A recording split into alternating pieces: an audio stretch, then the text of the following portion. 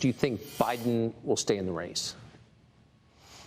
Look, I watch him just like you do, and I think it's almost inappropriate for me to say it, but I deal with other people. I don't see how it's possible, and it's not an age thing. You know, like I say, I have friends that are 88, 89, 92. Bernie Marcus, Home Depot, is 95. Smart as hell. He's sharp as he was.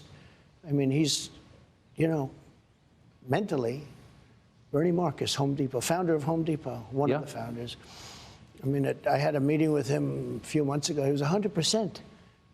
I know people that built their fortunes from 80 to 90. They were always struggling, and they made a fortune from 80 to 90. A couple of people in particular. It's amazing. He's not too old. You know, his age. I think they do the age thing because I'm 4 or 5 years behind. They say this is a way of getting Trump. Let's go home. But there's something wrong. I saw his answer today on television about whether or not he was going to run, to a very nice guy named Al Roker. I mean, you can't get a softer question than that. That was a long answer, talking about the eggs and the this and that. Look, I don't think he can. But say what you want. They didn't expect him to get it. Yeah. You know, people could say he won an election. You know, it always goes, I got the most votes of any person, any sitting president in history. I was told if I got 15 million less, I couldn't lose. They're surrounded by vicious, smart people, radical left people, but they're very smart and they're very vicious. It's not him. It's not him. He's now in Ireland. He's not going to have a news conference. When the world is exploding, I own property in Ireland. I'm not going to Ireland. The world is exploding around us. You could end up in a third world war, and this guy's going to be in Ireland and not having a news conference. He hasn't had a news conference, I guess, in months. I saw today where he hasn't. It's been. Well, he can't. So if he doesn't run, if he's taken out by his own party, or who knows what happens, but it doesn't seem like he's capable of running again, who does run? Well, obviously the one that they would talk about would be the vice president, Kamala. That would be the one that they talk about. But I don't think she's performed well on the big stage. I mean, maybe I'm wrong. But there are a certain group of people that will go crazy if it's not her. They're going to be very angry if it's not her. That's a problem.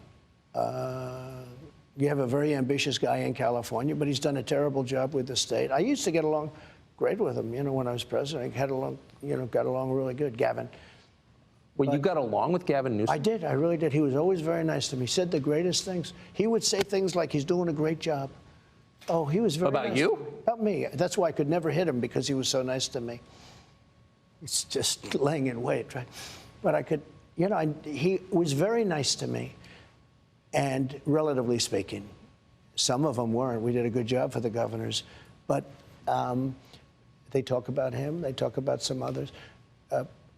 I just don't see Biden doing it from a physical or a mental standpoint. Yes. I don't see it. But it's been a crazy period of time in the world of politics. But he's surrounded by people. You know, they expected Bernie to win. Now, Bernie's older than Biden, you know, whether you like him or not. He's sharp. I watched him being interviewed the other day. He's 100% sharp. He hasn't lost much, if anything, Bernie Sanders. But, you know, he's older. So it's not an age thing. I just don't see him. So they're trying to prevent you from making it to the general election by tying you up in lawsuits, charging you with crimes. You've described the process. It's the old Soviet process. The old Soviet process. And you've described it as illegitimate. If this goes to trial and you get convicted, like, how would you respond in the middle of a presidential campaign? Well, how would it's you so off. Statute of limitations are years off. It's hard to believe. You know, usually when you have something like this, the Democrats say, oh, he's terrible, guilty. The Democrats have even said, I'm innocent. I watched some of these. I think it was Andrew McCabe, the FBI guy who I fired. He came out, he said, they've got no case. They've all come out and said it. And then you've had Andrew McCarthy, you've had Jonathan Turley, Greg Jarrett, Dershowitz, all of them, everybody, like, and they're, down the middle people. They see it. They say, there's no crime. There's no anything. Think of it, Tucker. I've been through 7 years of bull investigations. 7 years. They've looked at, I have a very big company, much bigger than they understand. In fact, when they finally got my taxes, they said, whoa. They took them years to get the taxes. They got them. That was the last you ever heard. You never heard one thing about them. But it took them years to get them, because they shouldn't be looking at my taxes. I was surprised the Supreme Court gave them the right. They shouldn't be looking at people. That's sort of another one of the tenets. You don't do that. But I didn't care that much. I just, on principle, I fought them. And they looked. I built a great company. When you do the things that I do, and you employ thousands and thousands of people over the years, just thousands, we've done a great job. And then I ran for president. People were surprised that I won, but I used to see these rallies, and I'll tell you, the rallies are bigger now. The enthusiasm is more now than I've ever seen. So what do you think, since your poll numbers have risen consistently since they raided this place, Mar-a-Lago? Well, before they raided. In August. They were going up substantially before. Well, they definitely moved after Since then, they've really been going up. So how do you think that your opponents will respond?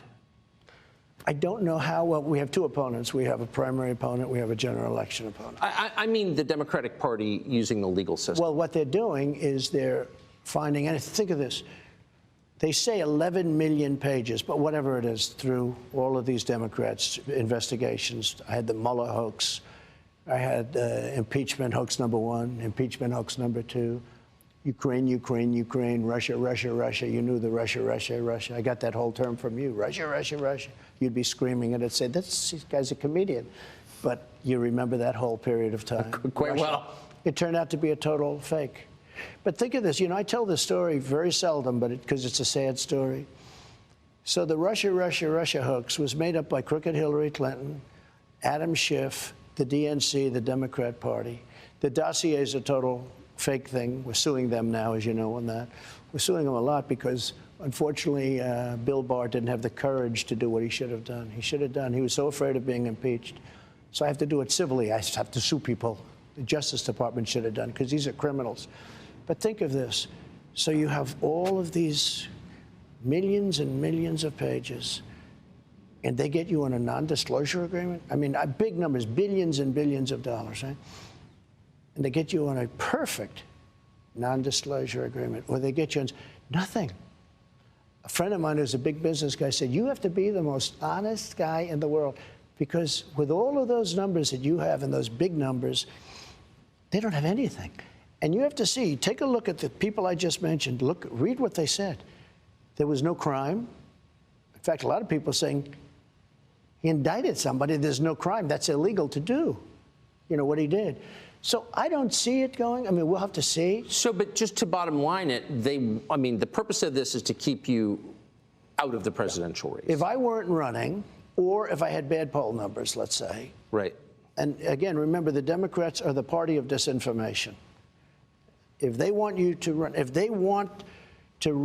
against somebody, they're going to go the opposite. For instance, they don't want to run against me. And now, I just gave you a poll. I'm 9 points up on Biden. But they're the party of disinformation. So what they say is, we want to run against Trump. Now, they always do that. They do that. And other people would do it, but they do it pretty much better than others. Is there anything they could throw at you legally that would convince you to drop out of the race? If you get convicted in this case in New York, no, I'd never drop out. No, I'd never drop. It's not my thing. I wouldn't do it.